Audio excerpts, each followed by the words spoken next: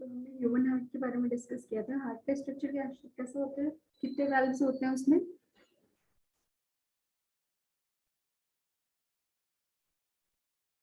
Revision किया आप लोगों ने?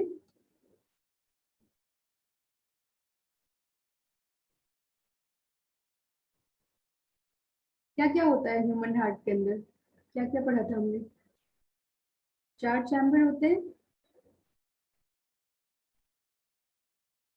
क्या क्या होता है? ये वाला क्या होता है?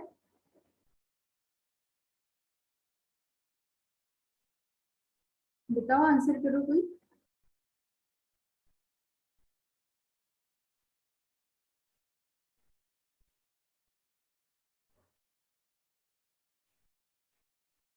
मयंक, अनंत, बताओ कौन कौन से मैम चैम्बर होते हैं? हाँ यस मैम, राइट ऑरिकल होता है, राइट वेंट्रिकल होता है, लेफ्ट ऑरिकल, लेफ्ट वेंट्रिकल। हाँ, ये लेफ्ट ऑरिकल होता है, ये लेफ्ट वेंट्रिकल होता है, राइट ऑरिकल होता है, ये राइट वेंट्रिकल होता है। ठीक है, यहाँ पे सपोज लंग्स है एंड यहाँ पे डिफरेंट बॉडी पार्ट्स हम लेते हैं। ठीक है, अब ब्लड कहाँ से कहाँ मूव करेगा? लंग्स से लेफ्ट एट्रियम में जाएगा। किसके थ्रू जाएगा? कौन सी वेसल होती है यहाँ पे? Ma'am pulmonary vein. Pulmonary vein होता है, ये एक्सेप्शन है ना? ये कैसा वेन है जो कि ऑक्सीजनेटेड ब्लड को कैरी करता है। ठीक है, देन यहाँ से लेफ्ट वेंट्रिकल से ब्लड कहाँ फ्लो करती है बॉडी की ओर? किसके थ्रू? ऑर्टा के थ्रू। ठीक है, ऑर्टा क्या होता है? लार्जेस्ट आर्टरी, सबसे बड़ी आर्टरी जो होती है उसे हम ऑर्टा बोलते हैं। ठीक है, उससे क्या निकलता है? ऑक्सीजनेटेड ब्लड, इससे ऑक्सीजनेटेड ब्लड जाएगा। ठीक है, यहाँ पे जो वेल्व प्रेजेंट होता है वो कैसा होता है? क्या नाम है इस वेल्व का? Bicuspid valve. बाइकस्पिड वेल्व होता है, इसे और क्या बोलते हैं? Mitral valve. Mitral valve. ठीक है, अब यहाँ बॉडी पार्ट से फिर कहाँ जाएगा ब्लड?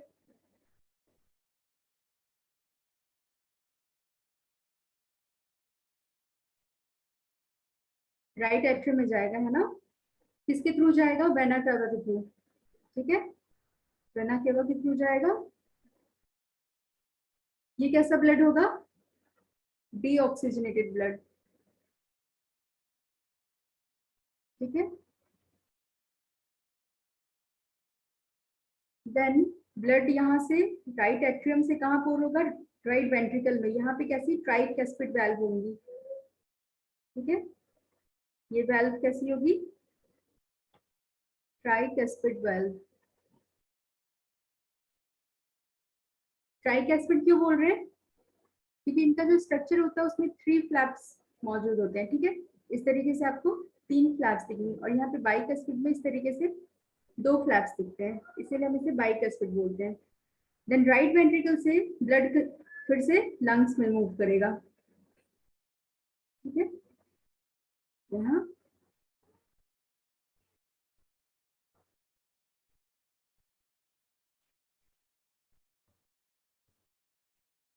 राइट वेंट्रिकल से ब्लड कहाँ जाएगा? लंग्स में जाएगा। ठीक है, ये सारे कैसे डीऑक्सीजनेटेड ब्लड होंगे और ये किसके थ्रू जाएगा? पल्मोनरी आर्टरी के थ्रू। ठीक है, ये कॉमन सा स्ट्रक्चर है हार्ट का। ह्यूमन हार्ट के बारे में इतना आपको क्लियर था। इसके अब हम पार्ट्स नोट कर लेते हैं।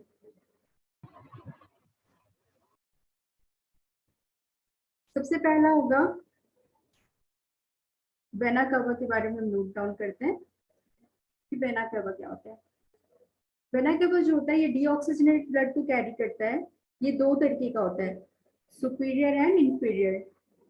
ठीक है, सुपीरियर एंड इंफीरियर।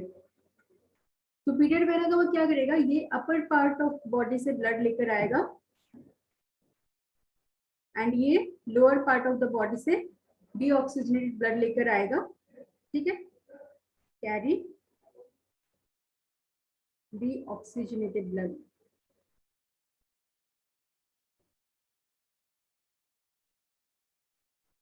ये वेना कवा आप देख रहे हो ना, ये दो तरीके के होंगे। एक तो क्या होगा, जो हमारे upper part of the body, जो हेड ऐसे अपर रीजन से ब्लड लेकर आएगा और राइट एट्रियम में फॉल करेगा, ठीक है, वो सुपीरियर वेना कवा होगा। और जो left part of the body से यानी कि लेग से और एब्डोमिनल रीजन से, इन सबसे ब्लड लेकर जाएगा और राइट एट्रियम में फॉल करेगा, वो कैसा होगा, वो इंफीरियर वेना कवा होगा, ठीक है। सेकेंड, वेना कवा ने राइट एट्रियम में ब्लड दिया, ठीक है, राइट एट्रियम। राइट एट्रियम क्या होता है, chamber of heart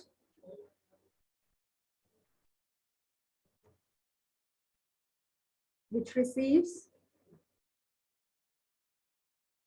deoxygenated blood, ठीक है।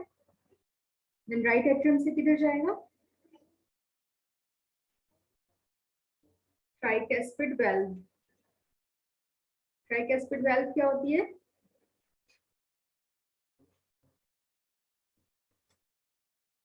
ये सिंपली ब्लड को राइट एट्रियम से राइट वेंट्रिकल में मूव करने में हेल्प करती है ना।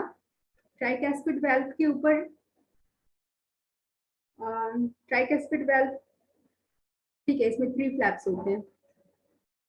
देन ब्लड किधर गया, राइट वेंट्रिकल में। राइट वेंट्रिकल में क्या होगा, it receives deoxygenated blood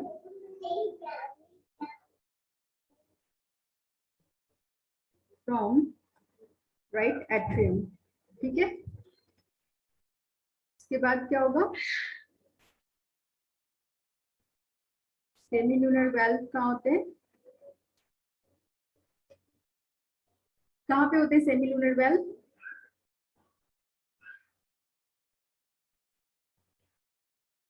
pulmonary artery pulmonary artery and aorta and aorta में होता है ना। जो पल्मोनरी आर्टरी और aorta होता है, उसकी जो ओपनिंग होती है वहां पे सेमिलुनर वेल्व प्रेजेंट होता है, ठीक है। जैसे आप देख रहे हो, आपने यहाँ पे हार्ट में हमारे टोटल 4 वेल्व्स होते हैं, ठीक है। आपने पहला ट्राइकैस्पिड वेल्व यहाँ देखा, बाइकैस्पिड वेल्व यहाँ देखा। यहाँ से जो पल्मोनरी आर्टरी निकल रही है ना, यहाँ पे भी वेल्व होता है जिसे हम सेमिलुनर वेल्व कहते हैं, ठीक है। और यहाँ जो aorta निकल रहा है, यहाँ से लेफ्ट वेंट्रिकल से जो aorta निकल रहा है, यहाँ पे भी सेमिलुनर वेल्व होता है, ठीक है। सेमिलुनर क्यों होता है, क्योंकि वो आधा चांद की तरह स्ट्रक्चर होता है, ठीक है, हाफ मून की तरह स्ट्रक्चर होता है, इसलिए हम इसे सेमिलुनर वेल्व बोलते हैं।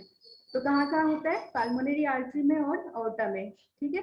ये सारी बातें आप लोग को ध्यान में रखनी है कि कौन सा वेल्व कहाँ प्रेजेंट है, ठीक है। सेमिलुनर वेल्व हो गया।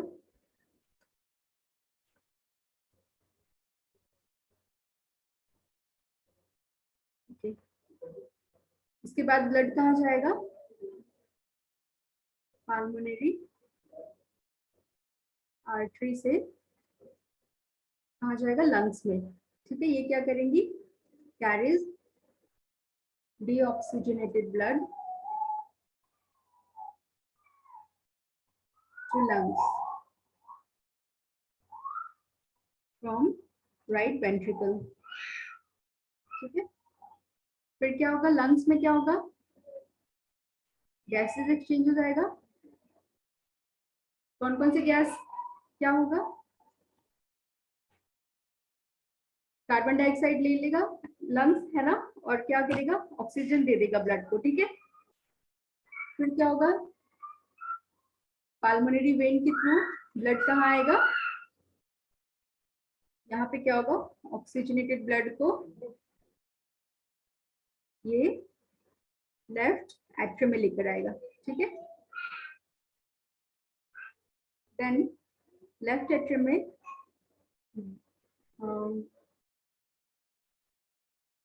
बाइकैस्पिड वेल्व होंगी,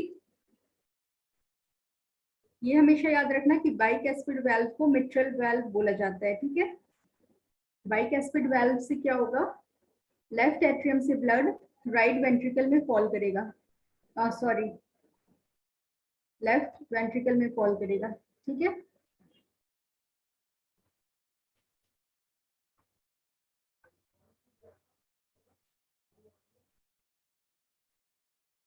देन लेफ्ट वेंट्रिकल से ब्लड किधर जाएगा, आउटा के थ्रू ऑक्सीजनेटेड ब्लड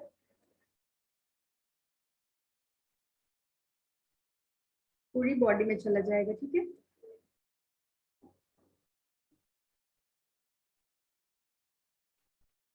ओके, यहाँ पे हमारा सर्कुलेशन कंप्लीट हो जाएगा, ठीक है। फिर फर्दर पार्ट्स हम देख लेते हैं हमारे हार्ट में और क्या क्या होते हैं। तब क्या होता है, वो क्या करता है, it separates left and right chamber. Left and right side of the heart, ठीक है।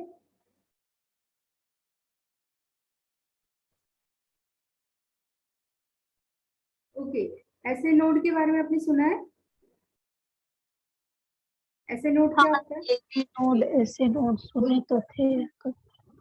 हाँ, साइनो एट्रियल नोड इसे बोलते हैं, ठीक है। साइनो एट्रियल नोड इसे कहते हैं। ये कहाँ प्रेजेंट होता है, ये राइट एट्रियम में प्रेजेंट होता है, ठीक है। यहाँ देखो,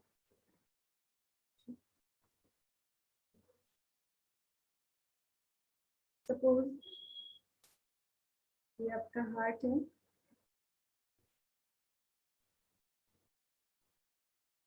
यहाँ पे क्या होगा, ये राइट एट्रियम है हमारा, यहाँ पे एक नोड प्रेजेंट होता है जिसे बोलते हैं ऐसे नोड, ठीक है। ऐसे एन का फुल फॉर्म है साइनो एट्रियल नोड। ये नोड क्या करता है, इम्पल्स जनरेट करता है, इलेक्ट्रिक इम्पल्सेस को जनरेट करता है, ठीक है। आपका हार्ट एक ऐसा ऑर्गन है जो खुद से वर्क करता है, ठीक है, क्योंकि इसके पास ये ऐसे नहीं होता कि एक ग्रुप ऑफ सेल्स होता है, ठीक है। ये एक टिश्यू होता है, कंडक्टिव टिश्यू से हम कहते हैं। क्या होता है, ये एक कंडक्टिव टिश्यू होता है। वो क्या करता है, इम्पल्स जनरेट करता है। इम्पल्स जनरेट करकर वो क्या करता है, यहाँ से यहाँ पे एक और नोड होता है जिसे हम एबी नोड बोलते हैं, ठीक है। एट्रो वेंट्रिकुलर नोड इसे कहते हैं। यहाँ से इम्पल्स क्या होगा, इसके थ्रू राइट वेंट्रिकल में जाएगा, ठीक है।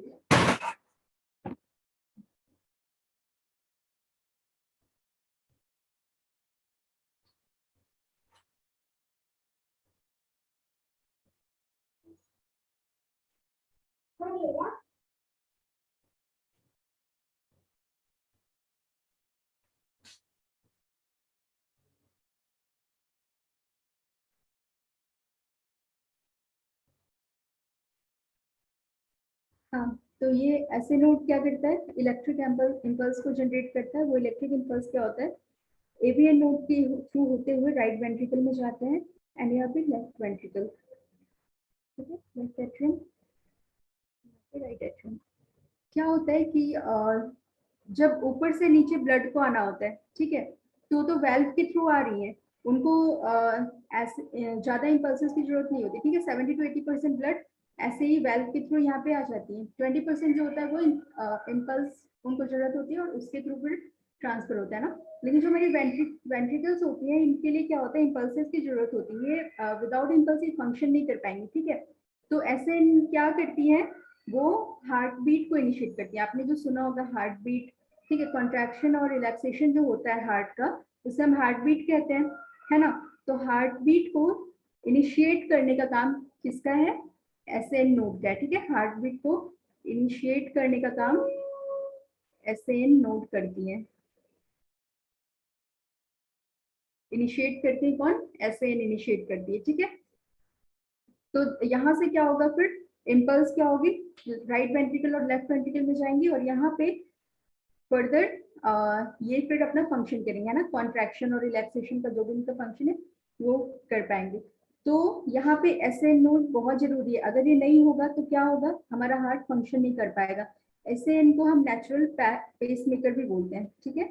इसे क्या बोलते हैं, नेचुरल पेस मेकर बोलते हैं। अगर ये खराब भी हो जाता है तो हमारी साइंस में इतनी एडवांस टेक्नोलॉजी आ गई है कि हमारे पास आर्टिफिशियल पेस मेकर भी अब अवेलेबल है ना, जो कि फिर से हार्ट को रन करा सकता है। लेकिन ये क्या होता है, ऐसे ये नेचुरल पेस मेकर होता है, ठीक है। ये हमारे हार्ट को रन कराने के लिए, उस काम कराने के लिए बहुत इंपॉर्टेंट होता है, यहीं से इम्पल्स जनरेट होती है, ठीक है। एसएन नोड का फुल फॉर्म क्या है? Sino atrial node.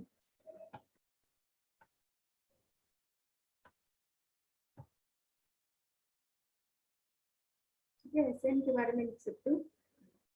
SN is a natural pacemaker of the heart.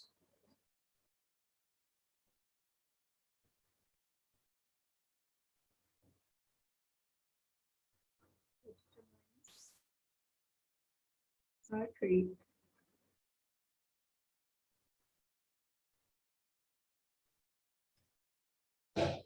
ठीक है,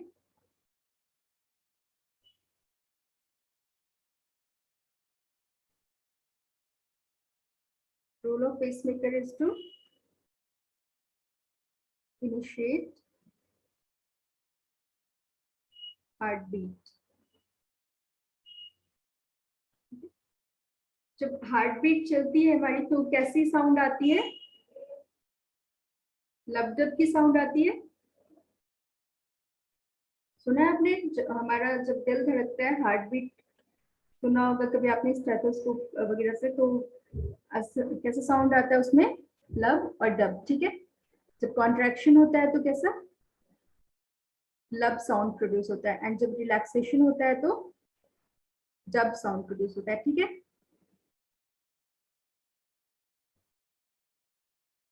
कैसे होता है ये लब डब साउंड प्रोड्यूस? यहाँ पे क्या होता है ना, जो यहाँ पे आपकी वेल्व है, ठीक है। देखो जब क्या होता है कि लेफ्ट वेंट्रिकल से, अच्छा वो मैं बाद में बताती हूँ। यहाँ पे क्या होता है कि जो वेल्व है, यहाँ पे ट्राइकैस्पिड और बाइकैस्पिड वेल्व, जब लेफ्ट एट्रियम से ब्लड लेफ्ट वेंट्रिकल में आएगा, ठीक है, तो यहाँ से क्या होगा, ये वेल्व क्लोज हो जाएगा ताकि ब्लड का मतलब बैक मूवमेंट ना हो सके, है ना, बैकवर्ड मूवमेंट ना हो ब्लड का, उसके लिए क्या होगा, ये वेल्व क्लोज हो जाती है। तो जैसे ये वेल्व क्लोज होता है ना, तो हमारा साउंड जो है वो लब साउंड प्रोड्यूस होता है, ठीक है। तब हमारा हार्ट लब साउंड प्रोड्यूस करता है यहाँ से। तो बाइकैस्पिड एंड ट्राइकैस्पिड वेल्व के क्लोज होने से क्या होता है, बाइकैस्पिड एंड ट्राइकैस्पिड वेल्व जब क्लोज होंगी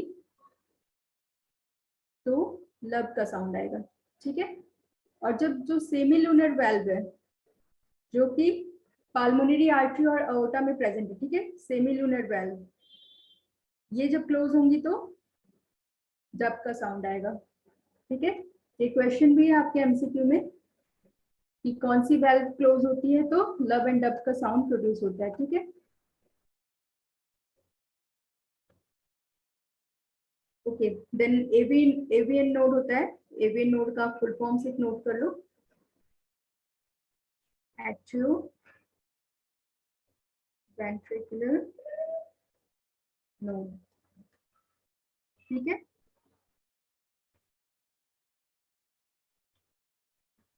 चलो ये हमारा हार्ट कंप्लीट हो गया। ये फंक्शनिंग सबको क्लियर है ना हार्ट की?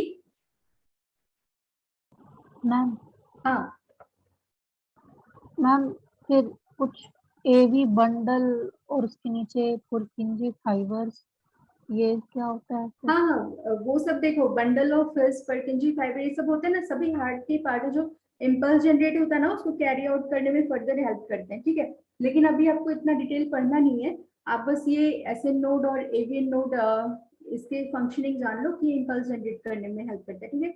नहीं तो फिर एसएन नोड से इम्पल्स कहाँ जाता है, एसएन नोड से इम्पल्स एवी नोड में जाता है, देन उसके बाद बंडल ऑफ में जाता है, ठीक है। तो इतना ज्यादा डिटेल अभी इतना पढ़ने की जरूरत नहीं है। फिर परकेंजी फाइबर होती है, वहां पे जाते हैं ना, तो वो सब ट्रांसफर होते रहते हैं। मतलब वो सारे हार्ट को क्या करते हैं, इम्पल्स ट्रांसफर करने का काम करते हैं, ठीक है। ठीक है, क्लियर है? और कोई क्वेश्चन यहाँ पे? ओके, ब्लड प्रेशर क्या होता है?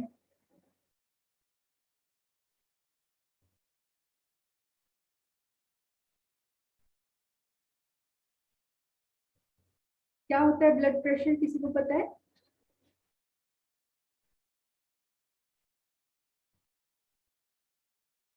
यहाँ हमारी वेसल्स के थ्रू ब्लड फ्लो हो रही है ना? वेसल्स में क्या हो रहा है? ब्लड फ्लो हो रहा है, ठीक है। तो ब्लड जो है वो इन वेसल्स पे प्रेशर एक्सर्ट करेंगी, है ना? कैसा है ये वेसल का नेचर? इलास्टिक नेचर का है, ठीक है। इलास्टिक नेचर का होने की वजह से क्या होगा?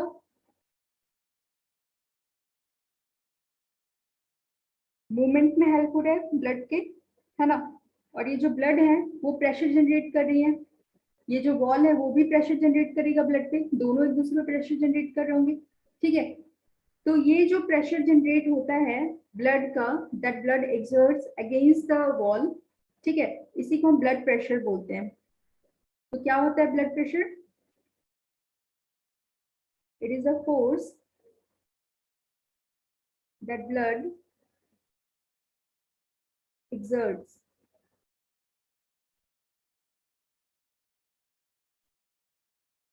against the wall of the vessel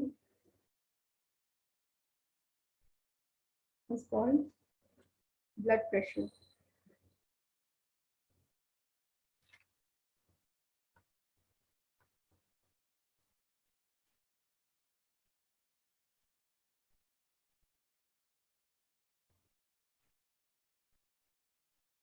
अच्छा, ये जो आपका हार्ट होता है ना, इसमें जो लेफ्ट वेंट्रिकल है, इस पार्ट को आपको हमेशा याद रखना है, ठीक है। क्योंकि जब आप ब्लड प्रेशर कर रहे हो तो ये वाला जो चैम्बर है ये सबसे इंपॉर्टेंट है। यहाँ से क्या होता है, अओर्टा के थ्रू ब्लड हमारी बॉडी में मूव करता है, ठीक है। तो सबसे ज्यादा जो प्रेशर अप्लाई होता है वो कहाँ पे होता है? वो इसी रीजन से सबसे ज्यादा प्रेशर क्रिएट होता है, ठीक है। क्योंकि आर्टरी की वॉल, आपको पता है आर्टरी की वॉल बहुत ज्यादा थिक होती है as compared to the vein, है ना? वेन की वॉल से आर्टरीज की वॉल थिक होती है, ठीक है। क्यों होती है? क्योंकि उनको बहुत ही प्रेशर के साथ ब्लड को पूरे बॉडी में मूव कराना होता है, ठीक है। तो यहाँ से क्या होता है, लेफ्ट वेंट्रिकल से जब क्या होगा, हमारा लेफ्ट वेंट्रिकल कॉन्ट्रैक्ट करेगा, ठीक है। कॉन्ट्रैक्ट करेगा तब यहाँ से एक प्रेशर जनरेट होगा और जिसकी वजह से वो ब्लड क्या होगा, पूरी बॉडी में मूव करेगा, ठीक है। और जब वो रिलैक्स होगा फिर उसके बाद क्या होगा, और हमारा हार्ट रिलैक्स होगा, ठीक है। हार्ट इसी तरीके से फंक्शन करती है, एक बार वो कॉन्ट्रैक्ट होती है देन फिर रिलैक्स होती है, उनकी मसल्स इस तरीके से मूव करती है, ठीक है। तब जब हमारा हार्ट कॉन्ट्रैक्ट होता है तो उसकी वजह से जो प्रेशर फोर्स क्रिएट होता है, ठीक है, उसे हम क्या कहते हैं? उसे हम कहते हैं सिस्टोलिक प्रेशर, ठीक है। एंड जब हमारा हार्ट रिलैक्स करता है एंड उसकी वजह से जो प्रेशर क्रिएट होता है उसे हम क्या कहते हैं? उसे हम कहते हैं डायस्टोलिक प्रेशर, ठीक है। तो यहाँ पे हम नोट डाउन कर सकते हैं व्हेन लेफ्ट वेंट्रिकल, ठीक है। ये चीज आपको हमेशा ध्यान में रखना है कि कौन सी चैम्बर को हमें कंसीडर करना है, लेफ्ट वेंट्रिकल को। हमेशा लेफ्ट वेंट्रिकल से अओर्टा के थ्रू क्या होगा, ऑक्सीजनेटेड ब्लड पूरी बॉडी में जाता है, ठीक है। और सबसे ज्यादा प्रेशर जो है वो इसी पार्ट पे अप्लाई होता है, ठीक है। इसीलिए जब भी जब हम ब्लड प्रेशर को मेजर भी करते हैं ना, तो जो आपको लब डब की साउंड सुनाई दे रही है वो किस वजह से सुनाई दे रही है? क्योंकि यही की जो मसल्स है वो कॉन्ट्रैक्ट और रिलैक्स कर रही है, ठीक है। लेफ्ट वेंट्रिकल की कॉन्ट्रैक्शन और रिलैक्सेशन की वजह से क्या होता है, आपको लब डब साउंड सुनाई देता है और फिर हम उसके बेसिस पे ब्लड प्रेशर को मेजर करते हैं, ठीक है। तो when left ventricle is contracting,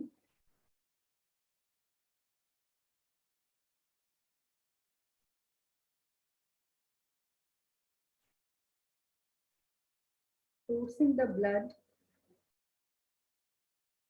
into aorta, ठीक है।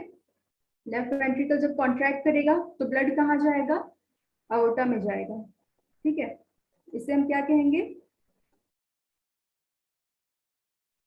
सिस्टोलिक प्रेशर बोलेंगे, ठीक है। and when left ventricle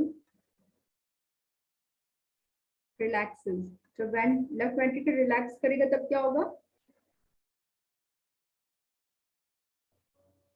The pressure inside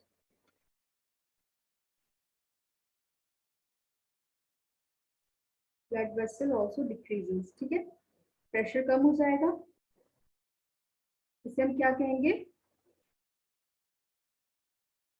this is called diastolic pressure.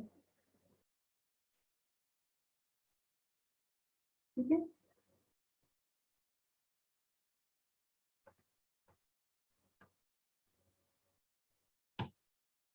देखो हार्ट में मूवमेंट हो किस तरीके से रहा है? मैम हाँ थोड़ा ऊपर कर सकते हैं, नोट करना था। हाँ दिया बोलो। मैम थोड़ा ऊपर कीजिए ना, नोट करना था। अच्छा अच्छा,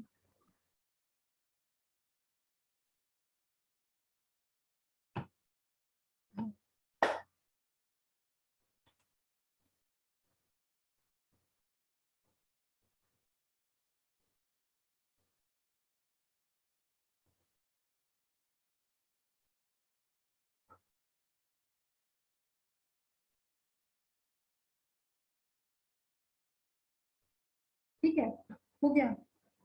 यस मैम। ओके,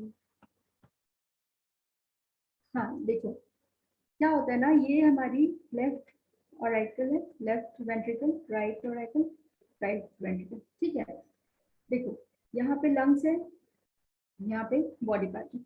क्या होगा जब हमारा लंग्स कॉन्ट्रैक्ट करेगा? ठीक है, तो ब्लड कहाँ होगा? पाल्मोनरी वेन के थ्रू लेफ्ट एट्रियम में जाएगा। उस टाइम हमारा लेफ्ट एट्रियम क्या है? आराम से है, ठीक है, रिलैक्स कर रहे हैं।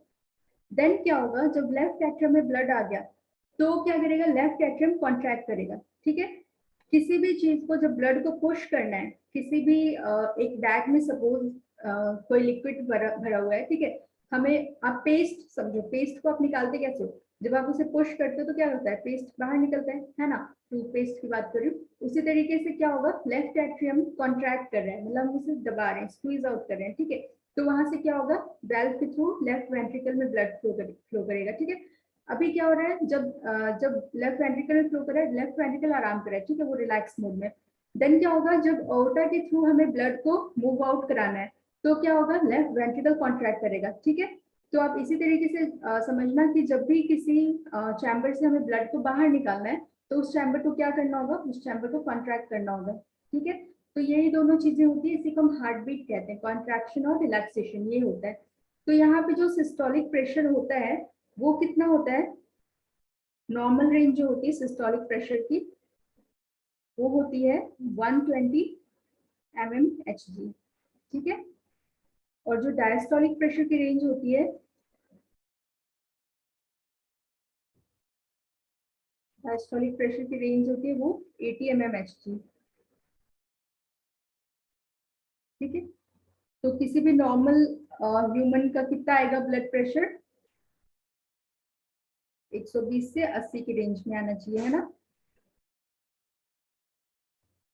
क्या होता है अगर इससे ज्यादा हो जाता है, 140 150 ऐसा अगर होता है सिस्टोलिक प्रेशर, तो हम क्या कहते हैं? उसका ब्लड प्रेशर हाई हो गया है ना?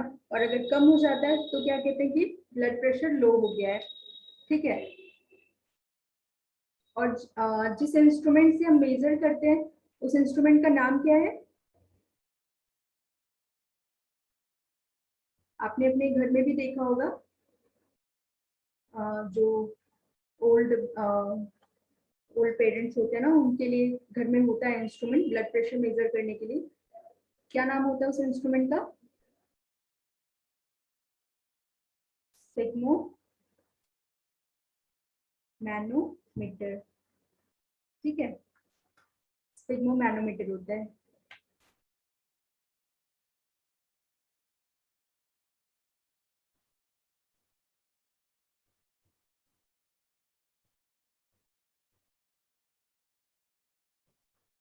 ठीक है, ये ब्लड प्रेशर सभी को क्लियर है?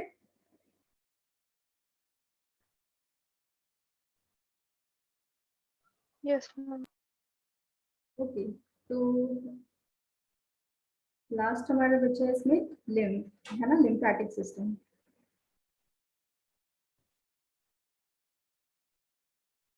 लिम्फ क्या होता है, किसी को कोई आइडिया लिम्फ क्या होता है?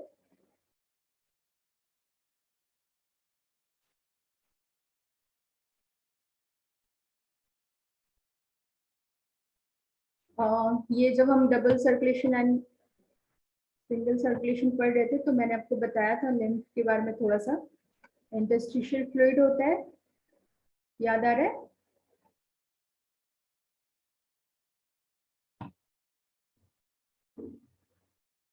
हमने क्या पढ़ा था?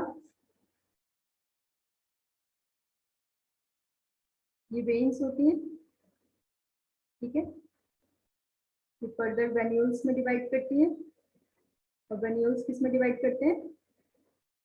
छोटे छोटे कैपिलरीज में, है ना, कैपिलरीज बनाते हैं। और जो आर्टरीज होती है वो कैसे डिवाइड करती है? यहाँ सपोज एक आर्टरी है, इससे क्या बनेंगे? आर्टेरियोल्स बनेगा, ठीक है। आर्टेरियोल्स फिर फर्दर क्या होगा? छोटे छोटे कैपिलरीज में कन्वर्ट होंगे, ठीक है। एंड यहाँ पे ये दोनों आपस में कंबाइन करेंगे। ये रीजन जहाँ पे arteries, arterioles and venules combine करते हैं, ये रीजन क्या होता है? कैपिलरी होती है। ये मैंने आपको बता चुकी हूँ, है ना, ये रीजन कैपिलरी होती है। कैपिलरीज क्या करती है? यहाँ पे हमारे जो टिश्यूज होते हैं, टिश्यू वाले रीजन को ब्लड सप्लाई करती है। ब्लड नहीं मतलब जो भी मटेरियल है हमारे ब्लड के अंदर, चाहे वो ग्लूकोज हो, वेस्ट मटेरियल होते हैं, गैसेस होते हैं, है ना, अमाइनो एसिड्स होते हैं, उन सबको क्या करते हैं? सेल्स को देती है ना। तो यहाँ से क्या होता है? यहाँ से एक फ्लूइड निकलेगा, ठीक है।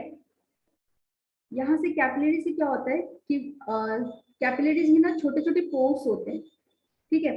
उन पोर्स के अंदर से क्या होता है कि कुछ फ्लूइड बाहर आता है, जो हमारे जो टिश्यूज हैं उनके पास जाता है, फ्लूइड बाहर आता है। उस फ्लूइड को हम क्या कहते हैं? उसी फ्लूइड को हम लिम्फ कहते हैं, ठीक है। वो क्या होता है फ्लूइड? वो सिर्फ प्लाज्मा होता है, प्लाज्मा और कुछ लिम्फोसाइटिक सेल्स होते हैं उसमें, ठीक है। कौन से होते हैं? WBCs। तो प्लाज्मा क्या है? सॉरी, लिम्फ क्या है हमारा? इसमें क्या क्या होते हैं लिम्फ में? प्लाज्मा एंड WBCs हो जाएंगे, ठीक है। ये समझ में आया? कैपिलरीज से क्या हो रहा है? कैपिलरीज में ब्लड मूव कर रही है, ठीक है। हमारे ब्लड के अंदर सारे कंपोनेंट्स हैं, प्लाज्मा भी है, WBC भी है, RBC भी है, प्लेटलेट्स भी है ना। तो क्या होगा कि यहाँ से हमारे टिश्यूज, हमारे सेल्स को, यहाँ पे जो टिश्यूज हैं उनको जो भी चाहिए होता है, ठीक है, वो सारी चीजें प्लाज्मा में मौजूद होती हैं, चाहे वो ग्लूकोज हो, चाहे वो अमाइनो एसिड्स हो, ये सारी चीजें हमारे प्लाज्मा में है, ठीक है। तो वो क्या होंगी? यहाँ से इन कैपिलरीज से ये प्लाज्मा बाहर आएगा, और उसके साथ साथ WBC भी बाहर आएंगे, ठीक है। RBC बाहर नहीं आता है, सिर्फ याद रखना कि RBC बाहर नहीं आता है। इसीलिए जो लिम्फ होता है ये कलरलेस होता है। हमारा ब्लड जो होता है RBC की वजह से रेड होता है, ठीक है। लिम्फ में क्या होता है? RBC नहीं होता है, इसलिए वो कलरलेस होता है। तो यहाँ कैपिलरी से क्या होते हैं? वो फ्लूइड बाहर आते हैं, ठीक है, हम उसे इंटरस्टिशियल फ्लूइड कहते हैं। अब जितना फ्लूइड इन टिश्यूज को चाहिए, ये टिश्यूज एब्जॉर्ब कर लेंगे फ्लूइड को, ठीक है। और जो फ्लूइड नहीं चाहिए होगा, कुछ फ्लूइड फिर क्या होंगे? वो वापस से कैपिलरीज में मूव ऑन कर जाएंगे, ठीक है। वो वापस कैपिलरीज उनको अपने अंदर ले लेंगी, लेकिन सारी फ्लूइड तो नहीं जा पाएंगी ना, कुछ फ्लूइड बच जाएंगी, ठीक है। तो यहाँ पे क्या होगा? उन फ्लूइड्स को कौन कैरी करेगा? फिर जो फ्लूइड बच जाएंगी उन फ्लूइड्स के लिए क्या होंगे? यहाँ पे छोटे छोटे अलग से कैपिलरीज प्रेजेंट होंगी, ठीक है। ये कौन सी कैपिलरीज होंगी? ये छोटे छोटे जो कैपिलरीज होते हैं इन्हें हम बोलते हैं लिम्फ वेसल्स, ठीक है। उन्हीं को हम बोलते हैं लिम्फ वेसल्स। तो जो एक्स्ट्रा फ्लूइड बच गई, जो वापस से कैपिलरीज में नहीं जा पाई, उन्हें अब कौन लेकर जाएगा? उन्हीं फ्लूइड को हम लिम्फ कहते हैं, ठीक है। उन फ्लूइड को वापस से लिम्फ वेसल्स कैरी करेंगे। इतना आपको समझ में आया? ये चीज समझ में आई सभी को? लिम्फ क्या होता है, लिम्फ वेसल क्या होता है? ये लिम्फ वेसल जैसे आपकी ब्लड वेसल्स है ना, आपकी blood vessels through out the body present होती है, उसी तरीके से लिम्फ वेसल भी होता है कि वो भी हमारे थ्रू आउट द बॉडी वो भी प्रेजेंट होती है, ठीक है। जहां जहां पे भी कैपिलरीज मिलेंगी वहां वहां पे आपको लिम्फ वेसल भी मिलेगा, ताकि जो भी फ्लूइड बच गई है उन्हें क्या करें, लिम्फ वेसल कैरी करके ले जाए, ठीक है। और लिम्फ वेसल वापस कहाँ लेकर जाएगा उन फ्लूइड्स को? उन फ्लूइड्स को वापस से वो हार्ट में लेकर जाएगा, ठीक है। आप बता सकते हो हार्ट के कौन से रीजन में लेकर जाएगा वो?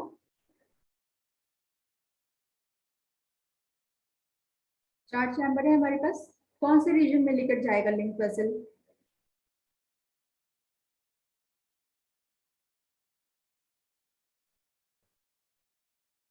कोई गैस करो, आप सोच कर बताओ। लिम्फ वेसल में भी क्या बच गया? एक्स्ट्रा सेलुलर फ्लूइड बच गई, ठीक है। और उसमें क्या होगा, वो टिश्यूज से आ रही है तो जाहिर सी बात है कि उसके पास कार्बन डाइऑक्साइड ही होगा, है ना। ऑक्सीजन तो होगा नहीं, डीऑक्सीजनेटेड। हाँ, तो ये राइट एट्रियम में जाएंगी, ठीक है, वेना कावा के थ्रू ये राइट एट्रियम में जाएंगी, ठीक है। तो क्या होता है, हम लिख लेते हैं लिम्फ क्या होता है। हाँ, मैम तो लिम्फ वेसल्स क्या फ्यूज कर जाते हैं वेना कवा के साथ? क्या लिम्फ वेसल क्या? मैम वेना कवा के साथ फ्यूज कर जाते हैं जब उनको हार्ट में एंटर करना होता है तो? हाँ, वो जो वेन्स होती है ना, वो वेन्स के साथ ही फिर कंबाइन हो जाती है, मतलब वेन्स में ही जाकर वो मिल जाती है फिर लिम्फ वेसल्स। फिर वो छोटे छोटे, जैसे यहाँ पे कैपिलरीज है ना, उसी तरीके से लिम्फ वेसल की भी छोटी छोटी कैपिलरीज होती हैं, ठीक है। और फिर वो बड़ी मतलब जब जैसे ये वेन्यूल्स बनाते हैं फिर वेन्स बनाते हैं, उसी तरीके से ये भी कैपिलरीज फॉर्म में होती है। फिर क्या होते हैं, वो थोड़े बड़े और होते जाते हैं वेसल्स, फिर वो फाइनली जाकर वेन्स में ही मिल जाते हैं, और वो फिर वेना कवा के थ्रू राइट एट्रियम में फॉल कर जाती है, ठीक है। इसी तरीके से सर्कुलेशन चलता रहता है।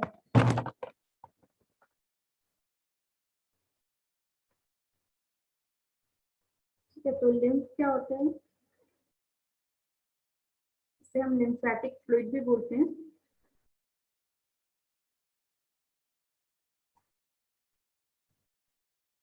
Lymph is a collection of extra fluid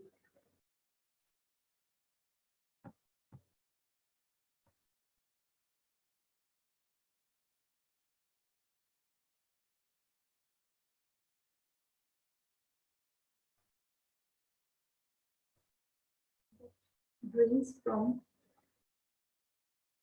the cells and tissues.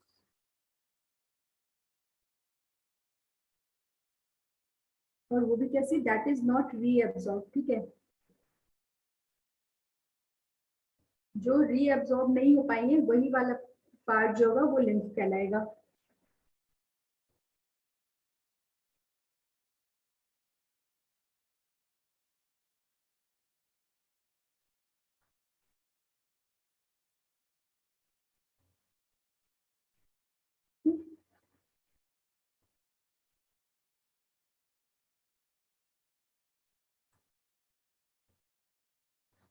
इसमें क्या क्या होंगे मेन, प्लाज्मा और लिम्फोसाइट्स, है ना।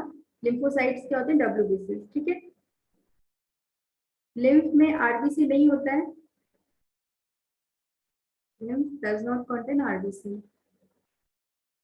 इसलिए कैसी होती है वो, कलरलेस होती है, ठीक है। मैम डेड सेल्स भी तो लिम्फ में ही रहेगा ना? Dead cells yes ma'am. हो सकता है वो वेस्ट को भी कैरी करेंगी, है ना। कुछ अगर वेस्ट प्रोडक्ट है तो उसको भी तो कैरी करिए ना, सारे वेस्ट चीजों को लेकर कहाँ जाना है हमें, हार्ट में लेकर जाना है, ठीक है। फिर वो लंग्स में जाएगा, उसी तरीके से प्यूरिफिकेशन चलता रहता है। तो डेड सेल्स को भी कैरी कर सकती हैं।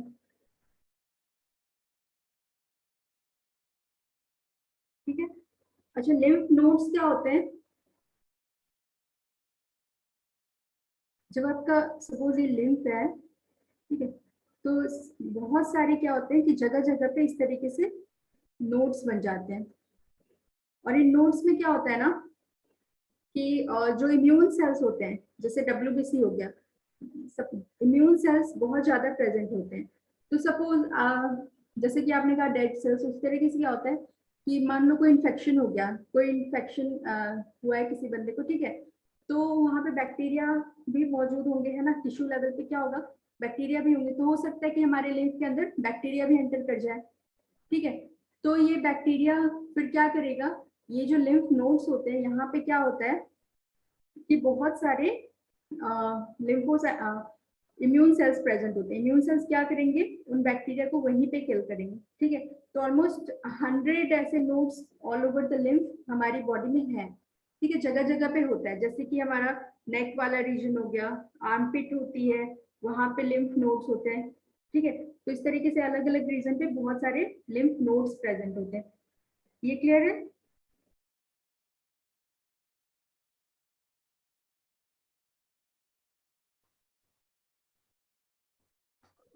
मैम हाँ मतलब इन लिम्फ नोड्स में WBC का कंसंट्रेशन ज्यादा होगा? हाँ, ज्यादा होगा। ठीक है।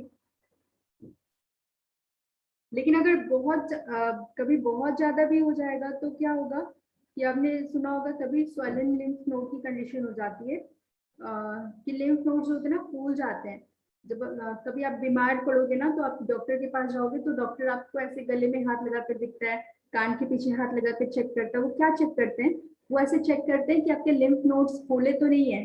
ठीक है, क्योंकि अगर लिम्फ नोड्स फूले हुए होंगे, स्वेलन होंगे, तो वो क्या साइन है, वो साइन होगा कि आपको कोई ना कोई इन्फेक्शन हुआ है। ठीक है। इन्फेक्शन होने की वजह से क्या होगा, ज्यादा से ज्यादा WBC प्रोड्यूस करना पड़ेगा, है ना, और उसकी वजह से लिम्फ नोड फूल जाएंगे। जैसे कि एलिफेंटियासिस के बारे में आपने सुना होगा। उसमें क्या होता है, बंदे का एक पैड जो होता है बहुत ज्यादा फूल जाता है। वो किसकी वजह से फूल जाता है, ज्यादा लिम्फ का सिक्रेशन होता है, इसी वजह से फूल जाता है। ठीक है।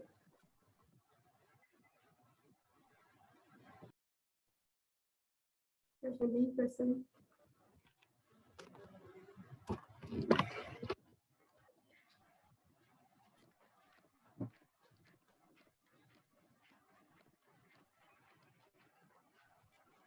कहाँ कहाँ प्रेजेंट होते हैं ये आपको नेक रीजन में दिख जाएगा, आर्मपिट पे दिख जाएगा, चेस्ट, एब्डोमेन, है ना, बहुत सारे रीजन्स पे लिम्फ नोड प्रेजेंट होते हैं। इसमें क्या होते हैं, दे कंटेन इम्यून सेल्स।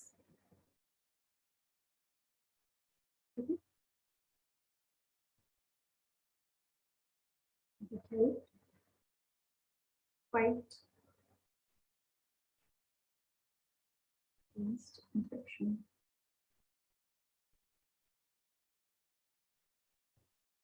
ठीक है, ये हमारा ह्यूमन सर्कुलेटरी सिस्टम खत्म हो गया। अब हमें क्या पढ़ना है, इसमें किसी को कोई डाउट है? सभी को ये क्लियर है?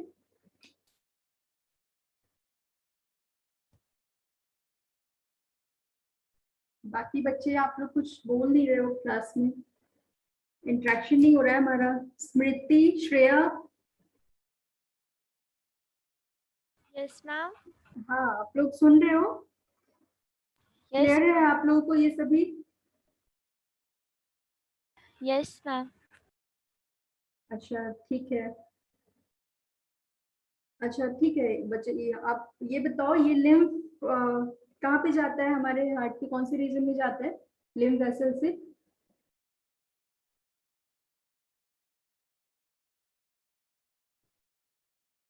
स्मृति आप बताओ, जब हमारा लिम्फ जो होता है, जब हमारे पास लिम्फ आ गया, ठीक है, लिम्फ वेसल से, वो कहाँ पे कैरी होगा, कौन से रीजन में जाएगा हार्ट के?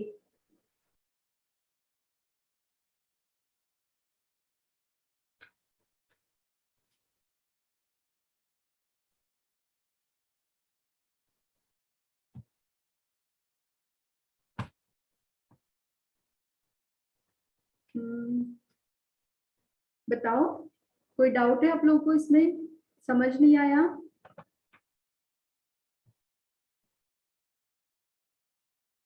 बोलो।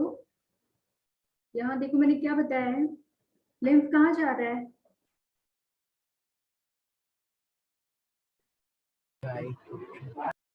राइट एट्रियम में जा रहा है ना? क्यों जा रहा है राइट एट्रियम में? क्योंकि वो इम्प्योर है ना? उसके पास कार्बन डाइऑक्साइड है, वो इम्प्योर है, तो इम्प्योर ब्लड को लेकर कहाँ जाएगा? राइट एट्रियम में ही जाएगा। ठीक है, और फिर वो लंग्स में कैसे जाएगा?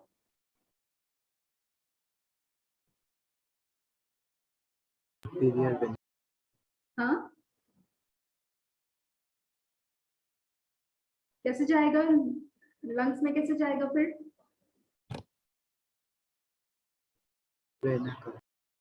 वेन्स के थ्रू। वेन्स के थ्रू जाएगा लंग्स में। पल्मोनरी आर्टरी के थ्रू जाएगा।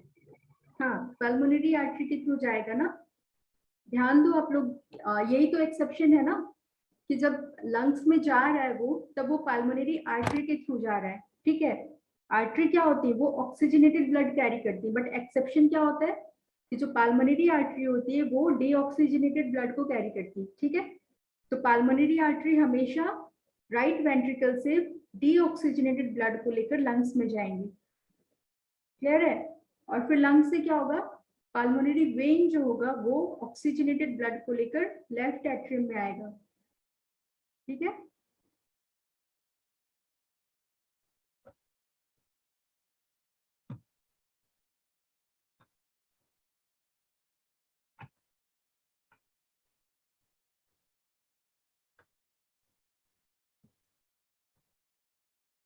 चलो ठीक है। Translocation in plants. प्लांट्स में कैसे ट्रांसलोकेशन होता है, ये क्लास 9 में पढ़ चुके होंगे। कैसे होता है ट्रांसलोकेशन प्लांट्स में? फ्लोएम के हेल्प से। हाँ, जाइलम और फ्लोएम दोनों हेल्प करेंगे ना। अच्छा सॉरी, ट्रांसलोकेशन लिख दिया मैंने, यहाँ पे मैं ट्रांसपोर्टेशन पढ़ना है, दोनों चीजें पढ़नी है ना। ट्रांसपोर्टेशन इन प्लांट्स कैसे होगा? वैस्कुलर टिश्यूज के थ्रू होता है। ठीक है, वैस्कुलर टिश्यूज क्या होते हैं? Conducting tissue. कंडक्टिंग टिश्यूज होते हैं। ठीक है, ये कंडक्शन में हेल्प करते हैं। कौन कौन सा होता है? Xylem and phloem.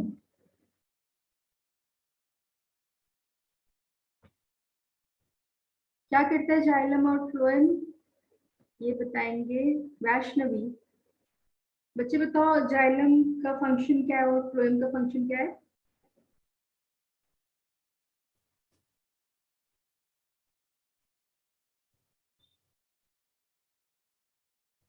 वैष्णवी आप सुन पा रहे हो मुझे?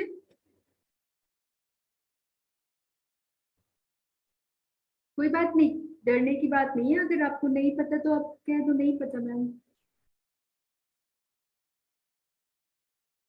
मैम जाइलम में वाटर का ट्रांसपोर्टेशन होता है, फ्लोएम फूड का। फ्लोएम फूड का। ठीक है, कहाँ से कहाँ करेगा?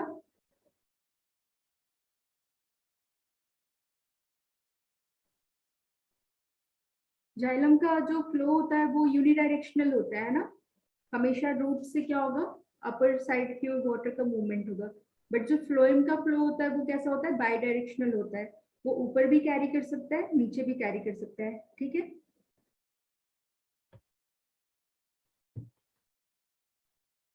पहला हम देखते हैं ट्रांसपोर्ट ऑफ वाटर।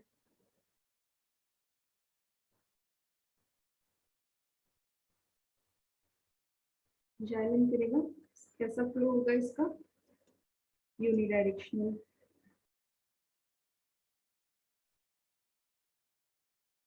ठीक है, कौन कौन से इसमें कंपोनेंट्स होते हैं जाइलम के? याद है कुछ आप लोगों को? 4 कंपोनेंट्स होते हैं ना जाइलम के।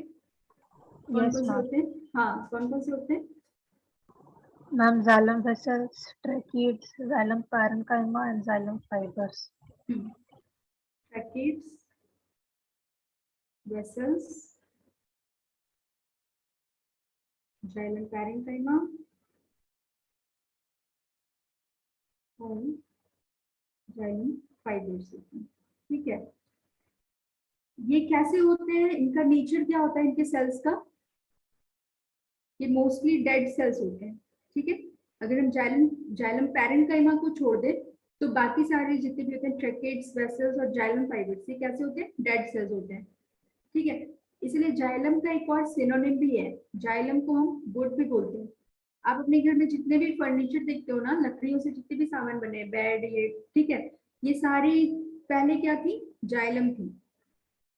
यहाँ पे क्या होता है, जो प्लांट्स आप देख रहे हो, काफी जो मैच्योर प्लांट्स हो जाते हैं, ओल्ड प्लांट्स हो जाते हैं, उनमें जो ये वुड फॉर्मेशन होता है, इसके लिए कौन रिस्पॉन्सिबल होता है? जाइलम। ठीक है, क्योंकि जाइलम जो होता है वो मेनली डेड सेल से बने हुए होते हैं। क्लियर है? बाकी अब जाइलम के बारे में ज्यादा डीप में एक बार आप 9th क्लास का वो उठाकर देखना, ठीक है, जिसमें जाइलम फ्लोएम के बारे में दिया है, तो आपको और भी चीजें वहां पे क्लियर हो जाएंगी। तो यहाँ पे जो मेन कंडक्टिंग एलिमेंट होता है, यहाँ पे ट्रैकाइड्स और वेसल्स होता है। हमें इन दोनों को ही मेनली स्टडी करना है यहाँ पे। ठीक है, क्योंकि जो वाटर का कंडक्शन करने का काम करता है वो मेनली कौन? ट्रैकाइड्स और वेसल्स करते हैं। और ये जो जाइलम पैरेन्काइमा और फाइबर्स होते हैं, ये सब सपोर्ट के लिए होते हैं। ठीक है, जाइलम को सपोर्ट देने के लिए होते हैं, एंड जो पैरेन्काइमा है वो फूड स्टोरेज करके भी रखता है। ठीक है, लेकिन जो मेन कंडक्शन का काम है वो कौन करता है? ट्रैकाइड्स और वेसल्स।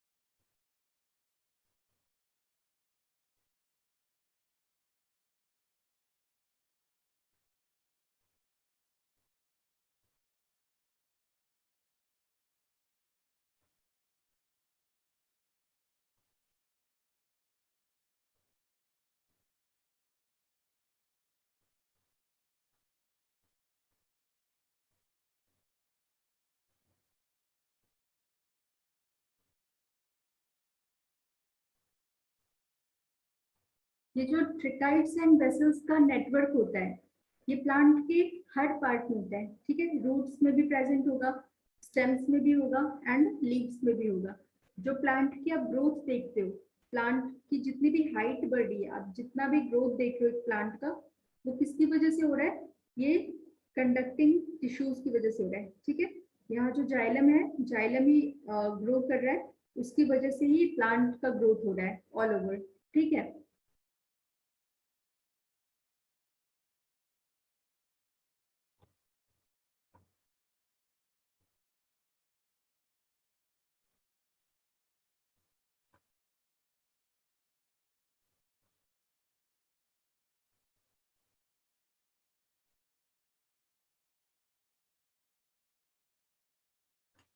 अब देखो इसका मैकेनिज्म हम देखते हैं कि किस तरीके से वाटर मूव करता है। दो मैकेनिज्म होते हैं,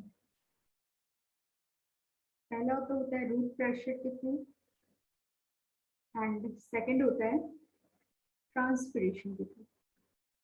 ट्रांसपिरेशन क्या होता है? पढ़ा होगा इसके बारे में आप लोगों ने पहले। क्या होता है ट्रांसपिरेशन?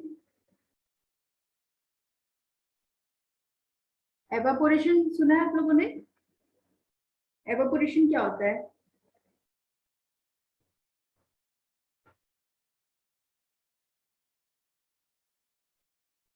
वाटर जो होता है लिक्विड फॉर्म से गैसियस फॉर्म में कन्वर्ट होता है, उसे हम एवापोरेशन कहते हैं। तो जो एवापोरेशन प्लांट के अंदर हो रहा है उसे हम क्या कहते हैं? ट्रांसपिरेशन। ठीक है,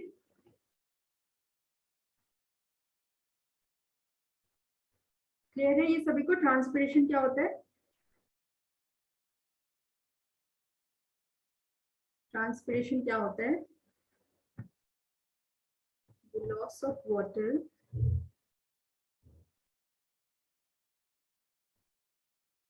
in the form of vapor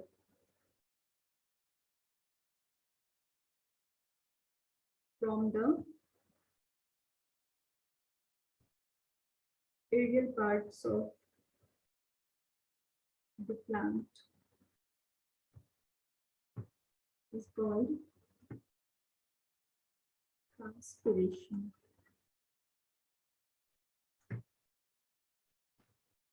ठीक है, देखो प्लांट्स के अंदर होता क्या है, ये सपोज एक प्लांट है,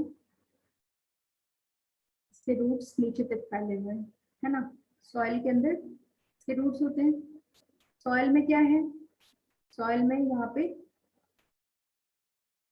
ये सारे मिनरल्स हैं, ठीक है, और ये सारे क्या है, वाटर पार्टिकल्स हैं। तो प्लांट्स क्या करेंगे, जाइलम दोनों को कंडक्ट करेंगे, मिनरल्स भी लेकर जाती है एंड वाटर को भी लेकर जाती है ना।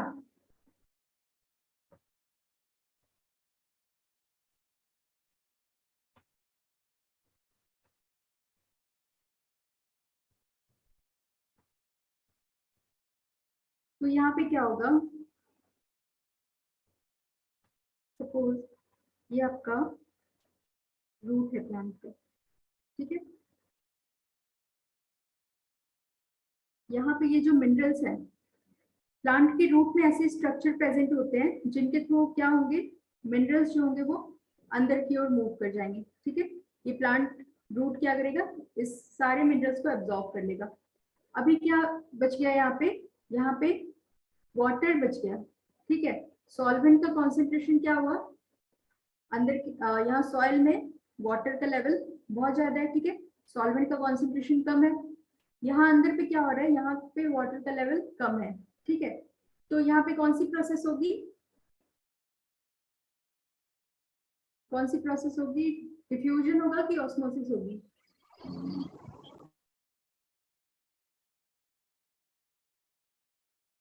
बताओ क्या हो सकता है, यहाँ पे डिफ्यूजन हो सकता है या फिर ऑस्मोसिस हो सकती है। ऑस्मोसिस होगा, है ना। क्यों होगा ऑस्मोसिस, डिफ्यूजन क्यों नहीं होगा,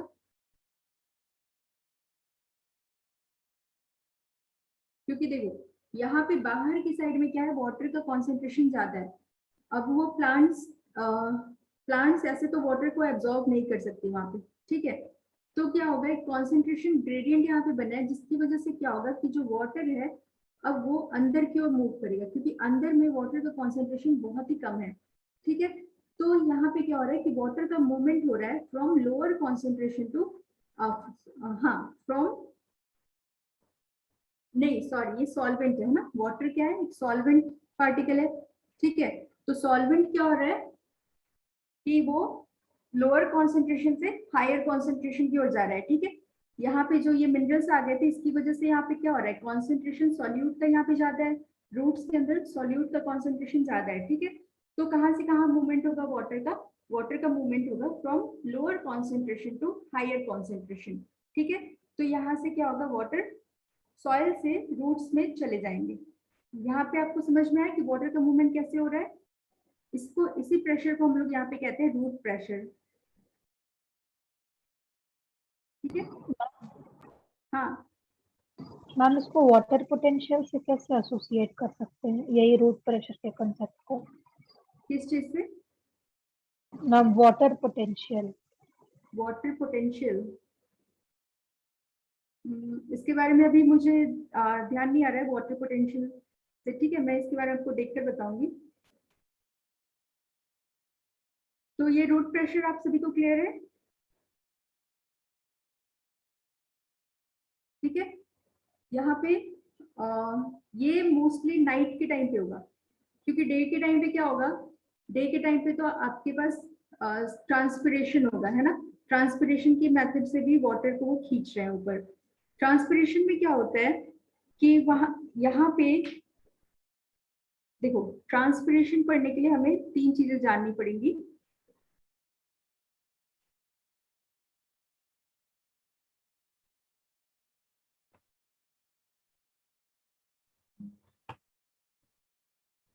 तीन टाइप के फोर्स होते हैं। पहला होता है कोहेसिव फोर्स, ठीक है। दूसरा होता है adhesive force and third is surface tension.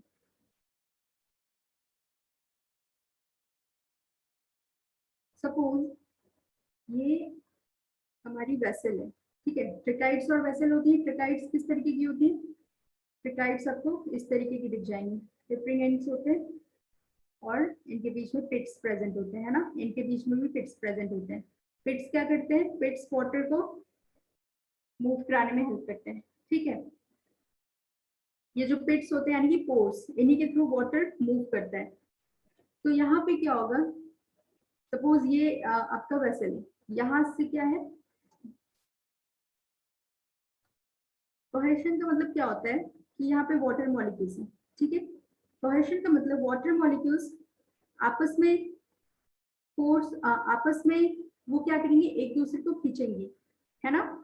And एक वाटर मॉलिक्यूल दूसरे वाटर मॉलिक्यूल को पुल करेंगे, ठीक है। उसकी वजह से क्या होगा? एक कोहेशन फोर्स जनरेट होगा, जिससे क्या होंगे? सारी वाटर मॉलिक्यूल्स एक जगह इकट्ठा हो जाएंगे, ठीक है। एंड वो एक डायरेक्शन में मूव करने लगेंगे। देन उसके बाद क्या होगा? कोहेशन का मतलब एक टाइप के मॉलिक्यूल आपस में जब वो पुल कर रहे हैं एक दूसरे को, एक सेम मॉलिक्यूल्स के बीच में जो फोर्स डेवलप हो रहा है उसे हम कोहेशन फोर्स कह रहे हैं, ठीक है। और एडिशन फोर्स का मतलब जब दो डिफरेंट टाइप्स ऑफ मॉलिक्यूल्स के बीच में जो फोर्स डेवलप हो रहा है तो उसे हम एडिशन फोर्स कहते हैं, ठीक है। अब देखो यहाँ पे ये जो वेसल है आपके पास, ये वाटर मॉलिक्यूल क्या होंगी? यहाँ से ये जो वॉल है वेसल का, ये वॉल इन वाटर मॉलिक्यूल्स को अपनी तरफ खींचेगा, ठीक है। तो ये सारी मॉलिक्यूल्स क्या होंगी? ये धीरे धीरे यहाँ पे एग्रीगेट हो जाएंगी वॉल्स के साइड में। तो यहाँ पे कौन सा फोर्स आया? एडिशन फोर्स, ठीक है। ये एडिशन फोर्स यहाँ पे आ गया। फिर क्या होगा? सरफेस टेंशन की वजह से, सरफेस टेंशन क्या होता है कि वाटर जो होंगी वो सब बहुत कम स्पेस ऑक्यूपाई करना चाहेंगी, है ना। ये मतलब it is a property of water by which it will acquire a minimum shape, ठीक है। जैसे कि आप किसी सरफेस पे वाटर लीव्स पे सरफेस वाटर को डालते तो क्या होता है? सर्कल में आ जाती है ना, बहुत ही छोटा शेप ले लेती है, सर्कुलर फॉर्म में वाटर जल्दी से कन्वर्ट हो जाती है। तो वो क्या होता है? वो सरफेस टेंशन, ठीक है।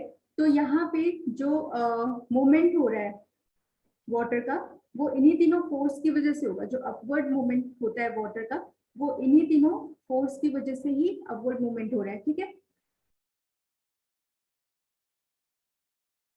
पानी किस तरीके से ऊपर मूव करे ये समझ में आया ना। तो यहाँ से क्या होगा? सारी वाटर मॉलिक्यूल्स ऊपर की ओर मूव करना चालू करेंगी, ठीक है। ये वेसल्स के थ्रू होते हुए यहाँ पे ये सपोज लीफ में गई। लीफ में क्या है? हमारा स्टोमेटा प्रेजेंट है, ठीक है। ये सारी वाटर मॉलिक्यूल्स एक दूसरे को अट्रैक्ट करती जाएंगी, है ना, एक दूसरे को पुल करती जाएंगी ये सारी वाटर मॉलिक्यूल्स। एंड फाइनली क्या होगा? वो स्टोमेटा के थ्रू बाहर निकल जाएगी, ठीक है। तो जो ये एक पुल होता है ना, जो एक प्रेशर जनरेट होता है, यहाँ पे फोर्स जो अप्लाई हो रहा है, उसको हम क्या बोलेंगे? उसी को हम ट्रांसपरेशनल पुल बोलते हैं, ठीक है। एक सक्शन फोर्स जो हो रहा है, सक्शन फोर्स मतलब जो खींच रहे हैं, हम पानी को पुल कर रहे हैं, ठीक है, उसे हम क्या कह रहे हैं? ट्रांसपरेशनल पुल। ट्रांसपरेशनल पुल कब होगा? ये डे के टाइम पे ज्यादा होगा, ठीक है। बट नाइट के टाइम पे क्या होता है? नाइट के टाइम पे तो सन प्रेजेंट नहीं है, तो ट्रांसपोर्टेशन हो नहीं पाता है। तो वहां पे क्या, उस टाइम पे क्या होता है? रूट प्रेशर की वजह से वाटर ऊपर आता है। ये दोनों चीजें क्लियर है?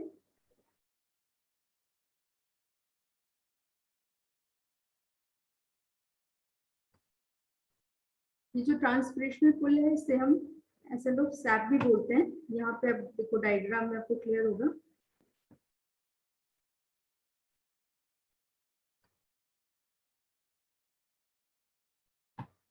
ये देखो ट्रांसपरेशनल पुल है, इसे हम क्या कह रहे हैं? Ascent of sap. Ascent of sap क्या होता है? यहाँ पे देखो फर्स्ट क्या है? Osmosis pushes water to root hairs. Root hairs जो है वो हमारी वाटर को एब्जॉर्ब करेंगी ऑस्मोसिस के थ्रू, ठीक है। फिर रूट प्रेशर की वजह से क्या होगा? रूट प्रेशर की वजह से वाटर रूट से स्टेम में जाएगा, ठीक है, कैपिलरी एक्शन होगा वाटर का, अपवर्ड मूवमेंट हो रही है। देन ये जो एडिशन और कोहेशन फोर्स है, ये क्या करेंगी, वाटर को ऊपर की ओर खींचेंगी, है ना, धीरे धीरे पानी को ऊपर की ओर खींच रही है। एंड फाइनली क्या हो रहा है, लीव्स में स्टोमेटा के थ्रू उनका ट्रांसपिरेशन हो जा रहा है। ठीक है, ट्रांसपिरेशनल पुल इसे हम कह रहे हैं, इसी को हम एसन ऑफ सैप भी बोलते हैं। क्लियर है ये?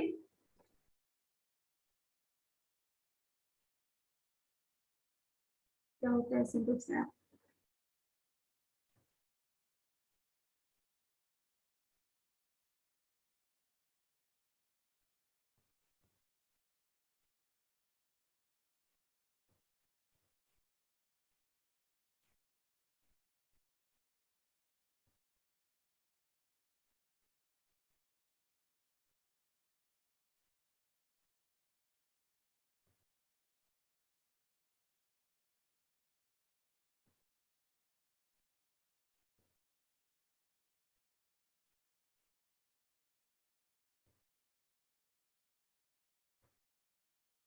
ठीक है, या तो आप एसेंट ऑफ सैप बोल लो या फिर ट्रांसलोकेशन ऑफ वाटर बोल लो।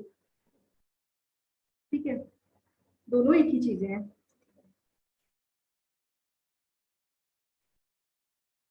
जाइलम क्लियर है सभी को?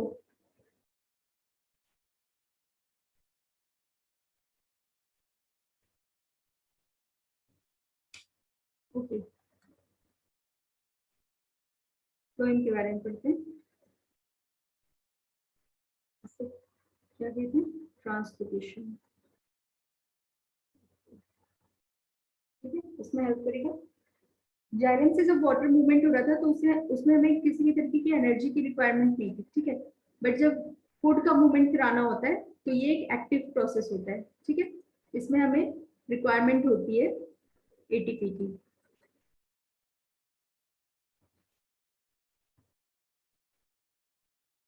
इसमें क्या होता है, फ्लोएम में भी आपके 4 कंपोनेंट्स होते हैं। जिस तरीके से जाइलम में 4 कंपोनेंट्स थे, फ्लोएम के भी 4 कंपोनेंट्स होते हैं। कौन कौन से होते हैं? सीव ट्यूब्स, और सीव ट्यूब के साथ जो एसोसिएटेड होते हैं वो होते हैं कंपेनियन सेल्स। ठीक है, phloem parenchyma and phloem fibrils, ये होते हैं। इसमें से जो sieve tubes and companion cells होती है, ये मेन एलिमेंट होती है जो फूड को कंडक्ट करती है। ठीक है, जो पैरेन्काइमा और फाइबर्स होते हैं क्या होते हैं, ये तो सिर्फ मैकेनिकल सपोर्ट के लिए होते हैं, है ना। जो मेन फूड का ट्रांसलोकेशन करेंगे वो कौन करेंगे, सीव ट्यूब्स और कंपेनियन सेल्स। ठीक है, इसमें कैसे होता है ट्रांसलोकेशन, यहाँ क्या होता है, ये सपोज आपका वुड है जिसके अंदर जाइलम के टिश्यू है। ठीक है, यहाँ से क्या हो रहा है, वाटर का मूवमेंट हो रहा है, ये आपका जाइलम है एंड ये हमारा फ्लोएम है। फ्लोएम के अंदर क्या होता है,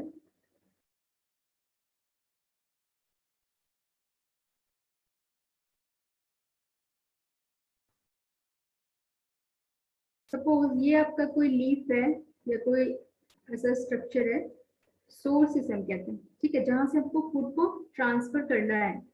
ठीक है, यहाँ इस लीफ पे समझो कि फूड सिंथेसाइज हुआ है ना, फोटोसिंथेसिस की वजह से इस लीफ ने क्या किया, फूड सिंथेसाइज किया।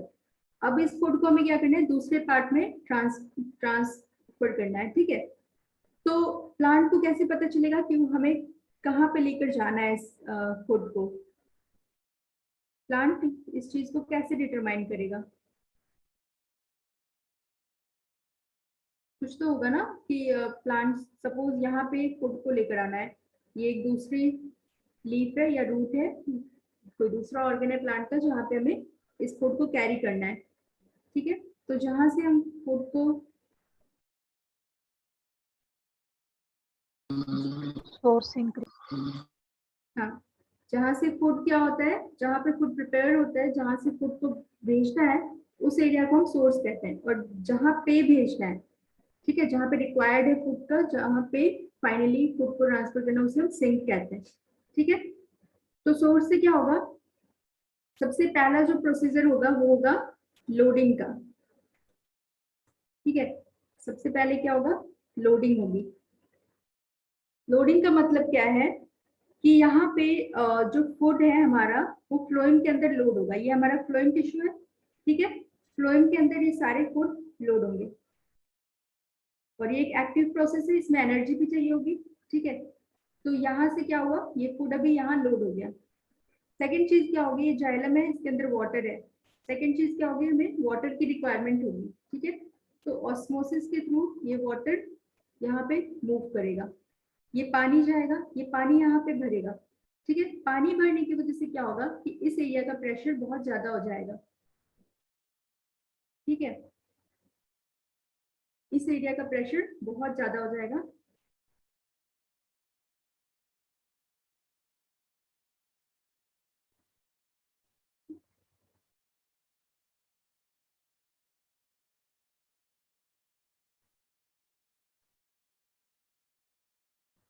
हाँ, तो अब क्या होगा कि मूवमेंट अब किधर से किधर होगी, higher pressure to lower pressure होगा, ठीक है। तो प्लांट्स जो होते हैं वो इसी तरीके से डिसाइड करेंगे। सपोज यहाँ पे बहुत ज्यादा हाई प्रेशर है अभी, क्योंकि यहाँ पे वाटर भी है एंड हमारे सॉल्यूट पार्टिकल्स भी है ना, तो वहां पे क्या हुआ, हाई प्रेशर हुआ, उसकी वजह से क्या हुआ, अब बल्क फ्लो होगा, ठीक है। ये नीचे भी हो सकता है, ऊपर भी हो सकता है, कहीं पे भी हो सकता है। तो सपोज इस केस में हमें इस सेल तक लेकर जाना है, तो यहाँ पे नीचे की साइड बल्क फ्लो होगा और वो क्या होगा, नीचे की साइड ये सारे जो फूड पार्टिकल्स है वो नीचे आ जाएंगे, ठीक है, यहाँ पे आ जाएंगे। एंड देन यहाँ पे क्या होगी, फोर्थ यहाँ पे ये थर्ड हमारा बल्क फ्लो हो जाएगा, ठीक है। सारे के सारे जो फूड पार्टिकल्स है वो नीचे आ गए। फूड पार्टिकल्स में क्या हो सकता है प्लांट के पास, सुक्रोज हो सकता है ना, जैसे हमारे में ग्लूकोज होता है, प्लांट्स के पास सुक्रोज होता है, ठीक है। तो ये सारे क्या होंगे, फिर यहाँ पे अनलोड हो जाएंगे। ये सारे क्या होंगे, यहाँ पे प्रेशर बहुत कम था तो वो सारे क्या होंगे, लोअर प्रेशर की ओर मूव कर जाएंगे। इस प्रोसेस को क्या कहते हैं हम, अनलोडिंग। तो ठीक है, इन्हीं 4 स्टेप से फूड का ट्रांसफर होता है प्लांट्स में। क्लियर है ये?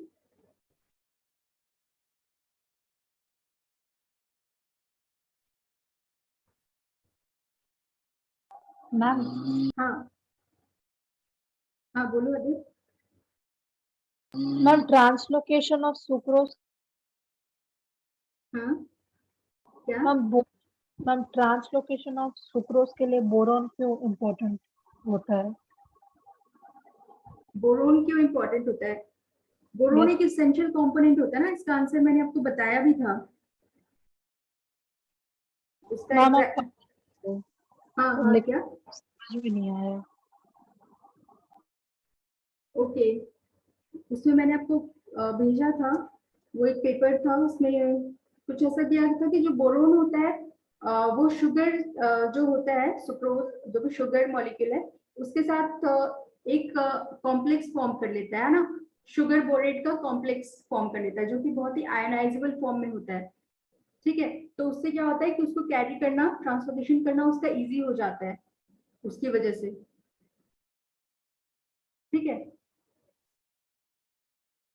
बोरोन क्या करता है, शुगर के साथ शुगर बोरेट एक आयनाइजेबल कॉम्प्लेक्स फॉर्म करता है, उसकी वजह से उसका जो ट्रांसलोकेशन होता है बहुत इजी हो जाता है। क्या होता है,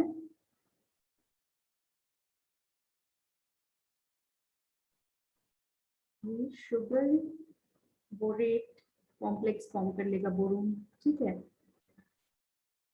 और ये कैसे हो जाते हैं, ये आयनाइजेबल हो जाते हैं नेचर में, ठीक है। अभी समझ में आया? Yes ma'am.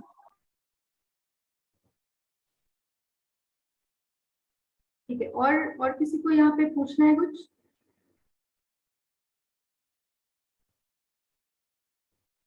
ये 4 समझ में आया ना, ये 4 प्रोसेस सभी को?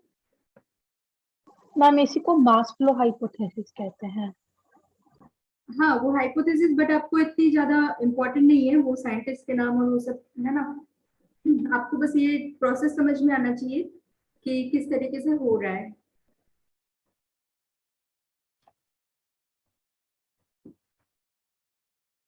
ठीक है, तो ये हमारा ट्रांसपोर्टेशन का पार्ट खत्म हो गया यहाँ पे। अब नेक्स्ट हम एक्सक्रीटरी सिस्टम को पढ़ेंगे, है ना। एक्सप्रेशन पढ़ना है हमें नेक्स्ट क्लास में।